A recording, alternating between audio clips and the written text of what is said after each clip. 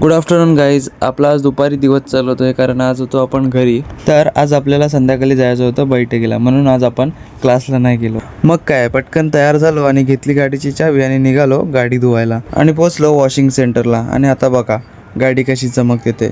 पहिल्यांदा मारलं पाणी, मग शॅम्पूचा फुल फेस केला आणि मारला गाडीवर. मग तिघेजणं बघा कसे गाडीवर तुटून पडलेत.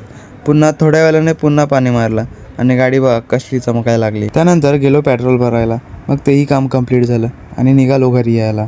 आज क्लास नव्हता, पण स्वतःसाठी वेळ काढणं तितकंच महत्त्वाचं असतं. आणि ही बघा आपली गाडी कशी चमकते. मग आलो घरी, मग थोडा आराम करायचा म्हणून पुन्हा झोपलो. मग उठलो आणि करायला घेतली इस्त्री. तेवढ्यातच आपलं फेवरेट गाणं लागलं. गाणं ऐकता ऐकता काम करण्याची फिलिंगच वेगळी असते.